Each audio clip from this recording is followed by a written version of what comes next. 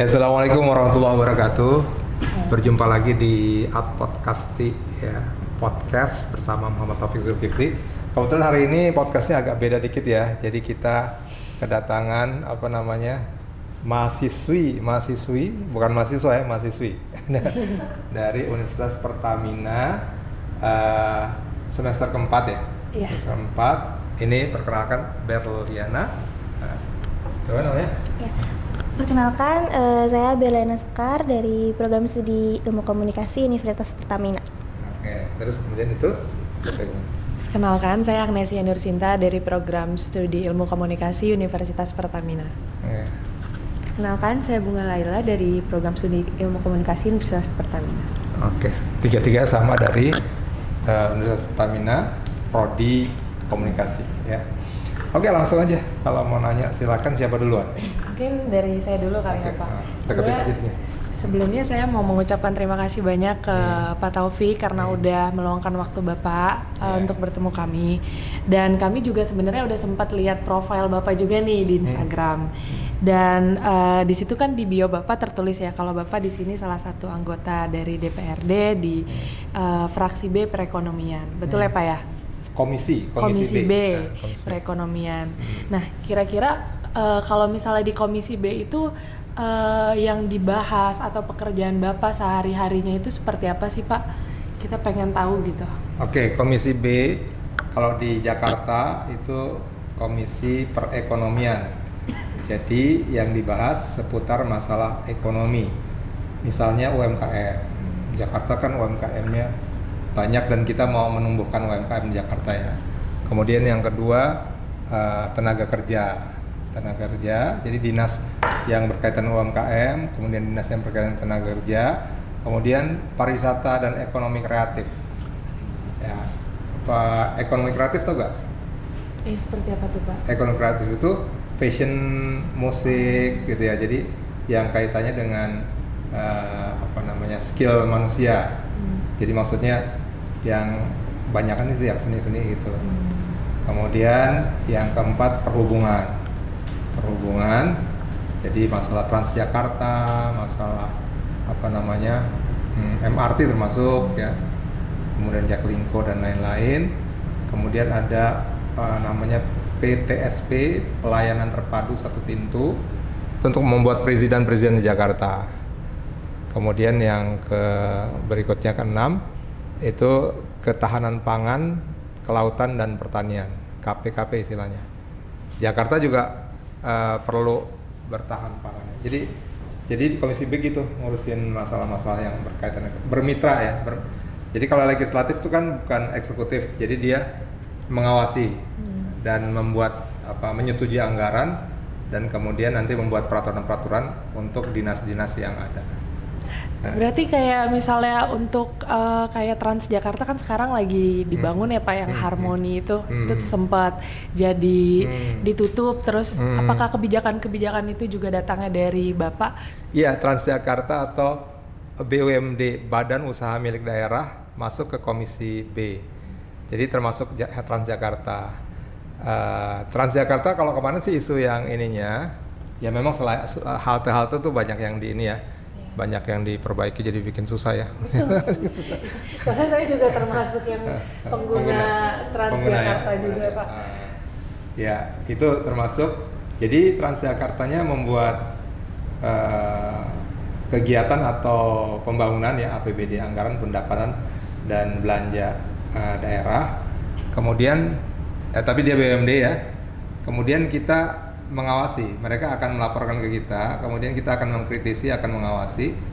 Misalnya kalau yang kemarin viral itu adalah tentang keamanan dan kenyamanan penumpang Transjakarta. Kan ada viral tuh ya pelecehan seksual atau apa ya yang ada penumpang perempuan sempat mergokin yang laki-laki itu yang ngapa-ngapain lah gitu. Kemudian kan dikejar di ini sama yang lain terus kemudian lompat di halte gitulah, kira-kira seperti itu.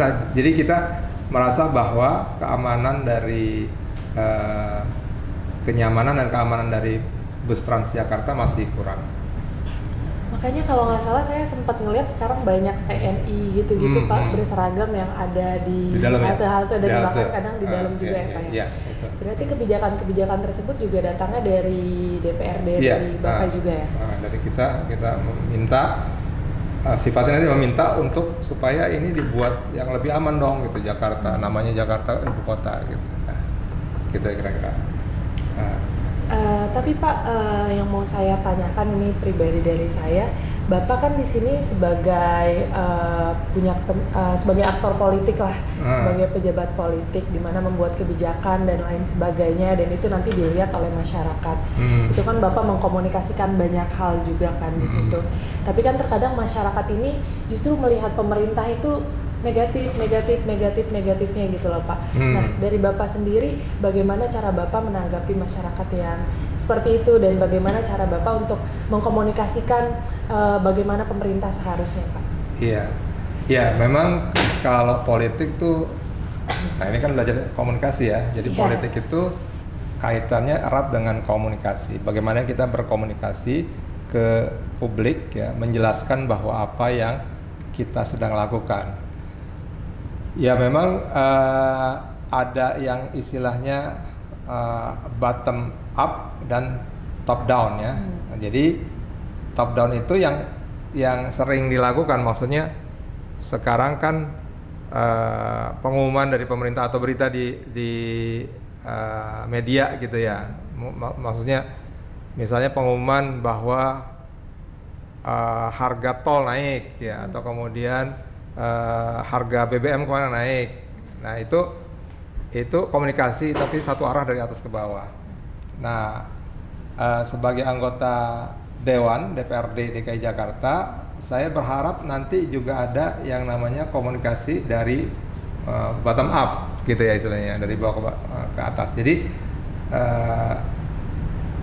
kita melakukan ada yang namanya reses ya, atau serap aspirasi. Jadi anggota dewan punya kewajiban untuk datang ke masyarakat yang memilihnya. Saya waktu dulu kan ketika pemilu itu daerahnya namanya daerah pemilihan dapil di Matraman, Pulau Gadung, Cakung. Jadi saya harus kembali ke sana untuk menjelaskan. Nah nanti anggota yang lain juga ke tempat yang lain seluruh Jakarta. Cuman tadi masalah komunikasi memang saya saat ini sebagai pribadi, sebagai anggota dewan di DPRD dari Komisi B dan fraksi PKS banyak menggunakan media sosial jadinya ya. Media sosial. Nah, jadi karena ini ternyata sekarang makin lama makin efektif karena semua orang punya handphone ya sekarang. Betul, kami juga tahu Bapak banyak mencari tahu Bapak dari media sosial. Dari media sosial, handphone. Jadi alangkah baiknya ketika ada kebijakan dari pemerintah, baik pemerintah pusat maupun daerah tuh sekarang lewat itu aja gitu ya. Walaupun yang resminya ada ya, yang berita di TV atau berita ini, tapi kemudian kalau yang untuk menjelaskan lebih detail dan kalau media sosial kan juga ada kesempatan warga untuk merespon ya.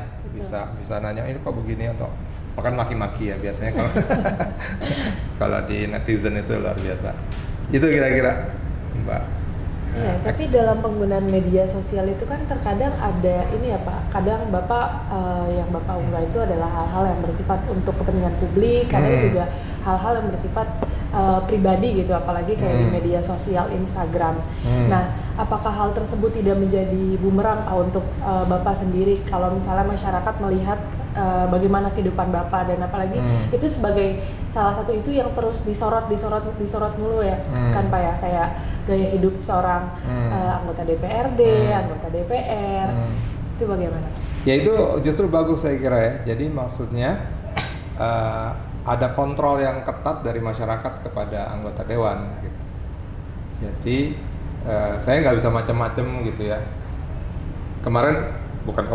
Baru ini ya, ada salah seorang pejabat di Dinas Perhubungan. Dia laporan kekayaannya cuma 1,8 miliar ya. Kan setiap kita anggota dewan dan kemudian juga pegawai negeri ASN itu harus melaporkan kekayaan setiap tahun. Nah, jadi saya juga melaporkan kekayaan lewat KPK ya, komisi pemberantasan korupsi gitu ya. Jadi si ASN ini atau pegawai negeri ya, aparat sipil negara itu melaporkan dia punya uang atau punya harta 1,8 M. Kemudian istrinya dan anak-anaknya kan punya Instagram juga ya, selain dia. Iya. Jadi istrinya di Instagram tuh pamer-pamer gitu ya, pakai tas yang harganya 1,5 M. Nah itu jadi sorotan, langsung kan publik tahu ini ada ada sesuatu yang salah gitu. Nah jadi maksud saya justru bagus kalau misalnya tadi dikatakan itu nanti mengganggu privacy dari seorang anggota dewan mungkin ya, Instagramnya. Tapi justru karena anggota dewan atau juga pejabat pemerintahan memang harusnya sudah komitmen untuk menjadi pengabdi pelayan masyarakat gitu. Jadi akan disorot nggak apa-apa. Kalau saya sih pribadi senang kalau disorot gitu, artinya ya udah ketahuan saya apa adanya gitu ya. Harta saya segini, anak saya begini, istri saya segini. Nah, emang akhirnya memang kita juga harus wanti-wanti kepada keluarga, kepada istri, anak-anak supaya nggak usah bermewah-mewah. Emang nggak ada, kalau saya kan emang nggak ada. Jadi apa adanya aja gitu. Ya. Jadi begitu, Mbak Agnes tadi. Iya. Nah, gitu. Jadi justru itu malah menjadi kontrol yang baik ya untuk Bapak lebih apalagi Bapak di sini sebagai teladan juga, sebagai representatif dari rakyat juga ya Pak ya. Mungkin bisa dilanjut sama Berli. Mungkin dari cerita yang tadi soal kekayaan nih Pak, dari pengalaman Bapak sendiri, Bapak pernah kayak ada keinginan untuk membeli sesuatu yang mahal gitu atau buat gengsi segala macam gitu nggak Pak? Kan namanya kita manusia kadang kan suka pengen yang ikut-ikutan yang lagi tren atau segala macam gitu Pak, gimana? Saya mungkin bukan membeli yang mahal tapi membeli yang kira-kira berguna gitu ya. Maksudnya misalnya tentu saja ada keinginan membeli mobil yang lebih bagus ya, maksudnya yang lebih kuat, karena kan misalnya kalau dalam kunjungan kerja misalnya itu kan harus ke sana kemari ya. Misalnya kalau keluar kota ke Jogja atau waktu itu ke Malang itu kan cukup jauh. Jadi ya alhamdulillah saya punya mobil sekarang ya, mobil cukup kuat Pajero gitu ya. Tapi kemudian ya tentu saja ketika saya belum punya mobil itu kan punya keinginan seperti itu. Ya, cuman kemudian kan harus mengontrol diri tadi bahwa keinginan untuk kebutuhan, bukan untuk pamer namanya apa, flexing ya. Flexing. Ya, jadi itu ya mau tidak mau kita harus jaga, karena ketika kita menjadi anggota DPRD atau anggota dewan atau pejabat publik ya, gubernur atau wali kota dan lain-lain, harus awalnya sudah ngeh dulu ya bahwa ini harus menjadi contoh tadi katanya gitu ya. Kemudian juga tidak korupsi. Kalau korupsi bisa ketahuan dari tadi ya, ketika kita melaporkan harta kekayaan segini, terus gaya hidup kita seperti apa gitu ya, harus sesuai gitu. Baik, makasih Pak. Lanjutkan lagi. Ada lagi. Mungkin kalau dari saya agak penasaran sama ini, kan tadi Bapak juga memegang yang kebijakan dan lain sebagainya. Sekarang saya lagi agak penasaran sama isu yang kemarin di Pertamina itu yang sempat kebakaran ya Pak ya. Kan di sini publik itu lumayan panas ya, mungkin entah itu dari framing media atau lain sebagainya, di mana menggiring bahwa kesalahannya ini ada di mana? Kesalahannya apakah ada di pemerintah, apakah dari Pak Anies, atau ternyata kebijakan yang sudah ada dari zaman pemerintahan Pak Jokowi, apalagi itu masih di Jakarta. Nah, kalau misalnya dari Bapak sendiri mengenai hal tersebut itu bagaimana Pak? Soalnya pemerintah juga terlihat seperti mengoper-oper kesalahannya gitu loh Pak. Apakah ini kesalahan dari pemerintah atau mungkin dari pihak Pertamina itu sendiri atau bagaimana Pak? Jadi nggak apa-apa sih pertanyaan seperti itu, bagus ya. Jadi memang Dewan Perwakilan Rakyat selain tadi sebagai penyeimbang atau sebagai lembaga legislatif terhadap eksekutif yang fungsinya fungsi kebijakan publik itu. Mau tidak mau dia juga merupakan lembaga politik gitu ya. Politik itu maksudnya jadi bagaimana tentang kekuasaan gitu ya, bagaimana sedapat mungkin merebut kekuasaan atau porsi kekuasaan lebih besar dan seterusnya. Nah, khusus untuk masalah Pelumpang, Pelumpang ya. Yeah. Jadi memang kalau dari kacamata saya itu memang pada awal dulu ketika masa gubernur ya, masih gubernurnya Pak Jokowi, memang ada keinginan baik dari Pak Jokowi dan kemudian dilanjutkan dengan Pak Anies Baswedan untuk bagaimana supaya rakyat yang tinggal di sekitar situ, ya sekitar depo Pertamina itu mendapatkan hak-haknya. Sebenarnya mereka sudah di sana sejak lama ya, bahkan puluhan tahun. Nah, ada ketentuan sebenarnya ketika seseorang sudah tinggal di suatu tempat ya selama lebih dari 20 tahun, maka dia sudah berhak untuk mendapatkan sertifikat atau mendapatkan bukti bahwa dia pemilik dari tanah tersebut.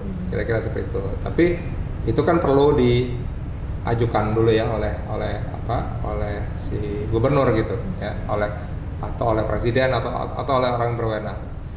Nah, jadi pada saat itu sebenarnya memang baru dilaksanakan di Tanah Merah itu namanya oleh Jokowi untuk memberikan KTP ya kalau nggak salah ya. Iya, KTP Tanah Merah ya. KTP Tanah Merah ya. Jadi tapi pada saat itu kan ada deponya masih ada di situ. Kemudian berikutnya adalah ketika Pak Anies memberikan apa tuh IMB izin bangunan gitu izin ya, mendirikan bangunan IMB. Kenapa harus dikasih IMB? Karena kalau nggak punya IMB dia nggak bisa dimasukin list PLN nggak bisa masuk, PAM nggak bisa masuk, jadi kan gelap segala macam kan, jadi harus ada IMB-nya.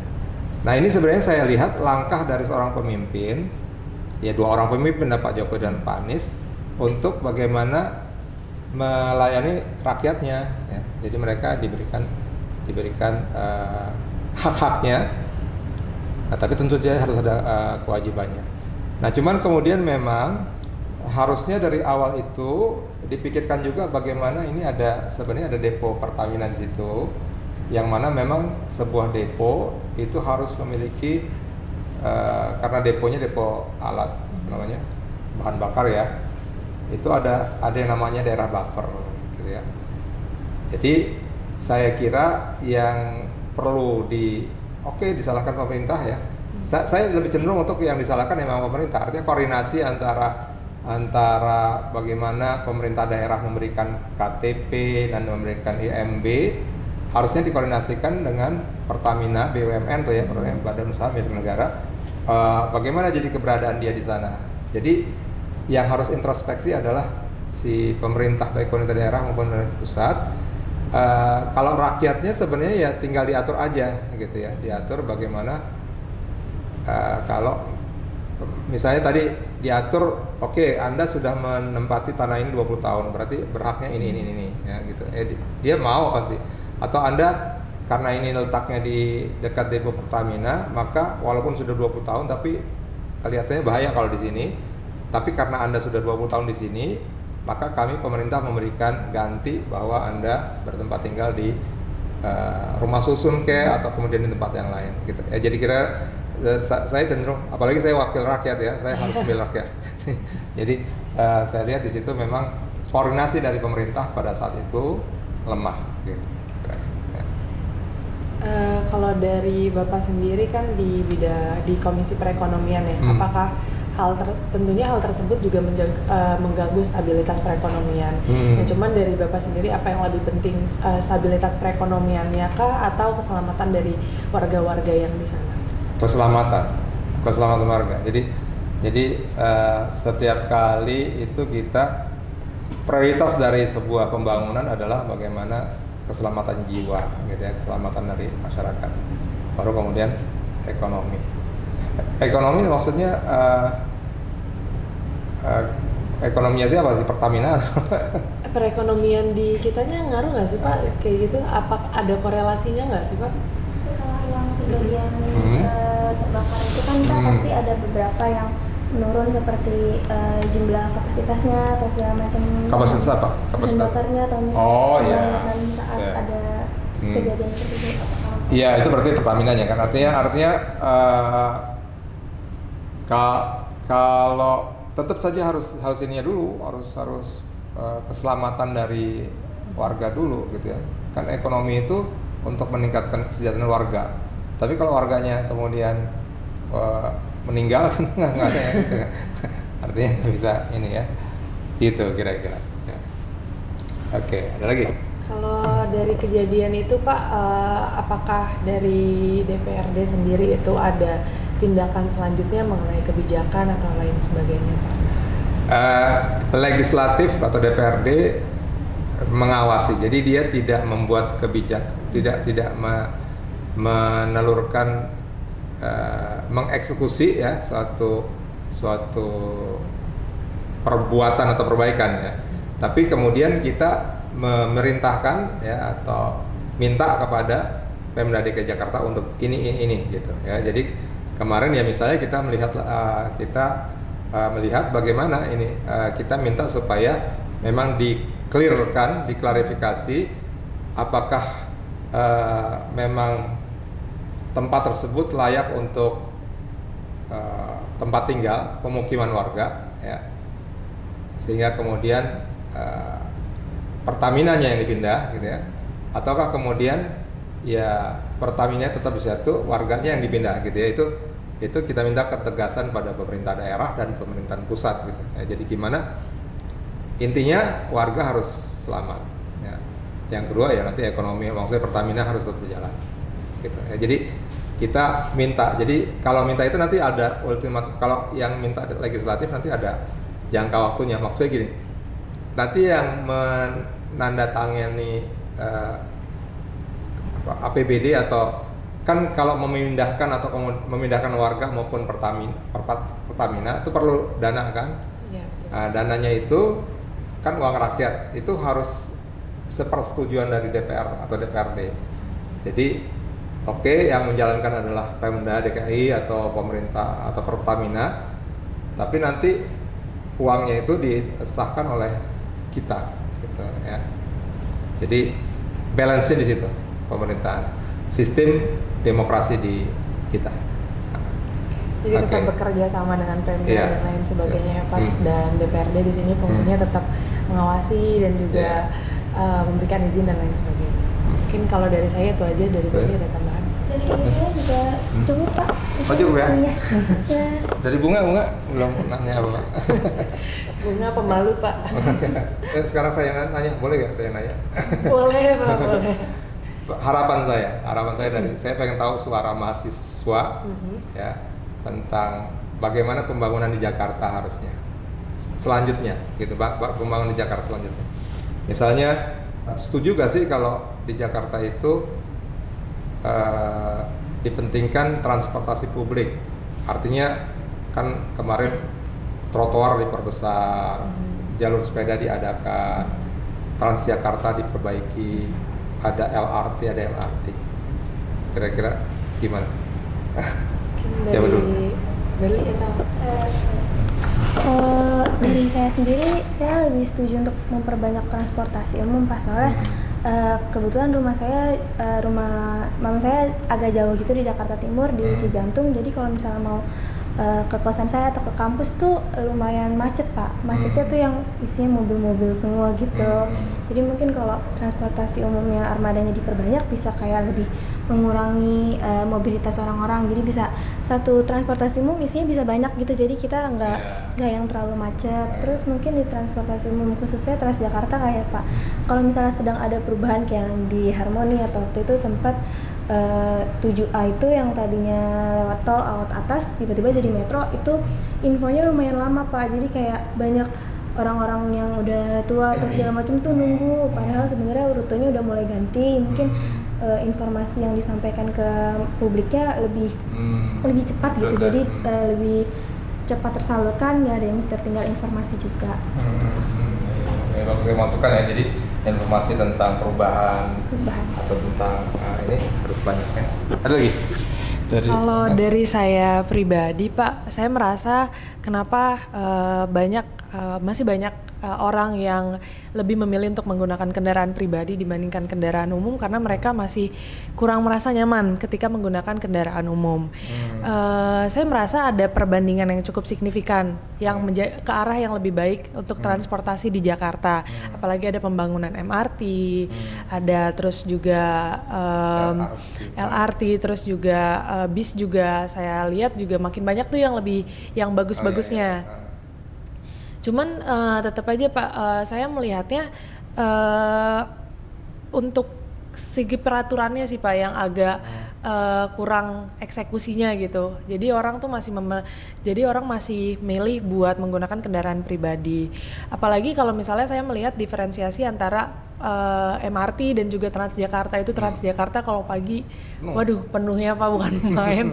Saya kesini juga tadi kayak kok bisnya banyak tapi kok nggak sesuai juga dengan kapasitasnya juga makin banyak juga gitu loh Pak. Dan terus kayak untuk jalur Transjakarta juga itu kan harusnya digunakan khusus untuk Transjakarta aja ya Pak, tapi dalam realitanya masih banyak pengguna-pengguna lain yang nyerobot ke situ, yang ujung-ujungnya kita yang di dalam bis itu yang rame banget juga jadi terbengkalai juga, padahal itu harusnya jalur untuk kita. Jadi saya prefer untuk transportasi umum yang lebih diperbaiki, cuman tetap menimbang dengan aturan dan juga fasilitas yang ada gitu. Berarti artinya penegakan aturan ya, penegakan hukum di transportasi itu harus bagus ya. Seperti tadi jalanan busway, istilahnya busway ya, dimasukin mobil-mobil pribadi itu masih banyak ya. Oke.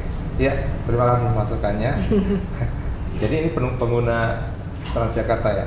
Saya tiap hari Pak pakai Transjakarta.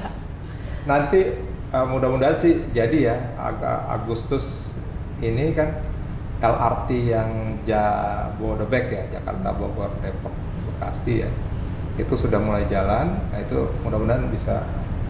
Itu kan jalurnya banyak. Kalau LRT kan sekarang cuma di Kelapa Gading tuh. Rawamangun pernah kan naik LRT? Pernah Pak. Kalau MRT? MRT sudah. Sudah ya. Nah, itu sebenarnya selain MRT kan memang besar ya. Jadi biayanya besar. Ada LRT ya, Light Rapid Transit ya. Jadi yang lebih kecil. Soalnya sekarang yang udah ada tuh velodrome ke Kelapa Gading. Jadi intinya gini. Supaya nggak macet jalan raya sebenarnya harus diperbanyak transportasi yang menggunakan rel gitu. Jadi rel itu misalnya MRT, kemudian satu lagi LRT. Sebagaimana halnya di negara-negara maju yang transportasi bagus, misalnya di Jepang ya, atau di Hong Kong atau di Kuala Lumpur juga sudah mulai bagus, sudah mulai mengandalkan rel ya. Oke, kira-kira itu aja. Ada lagi? Cukup Pak. Cukup ya. Ya, jadi demikian ya. Terima kasih Berliana, Agnes, Bunga ya telah menemani saya untuk bincang-bincang pada hari ini. Dan mudah-mudahan nanti lain kali nggak bosan ya. Oh enggak dong ketemu. Pak.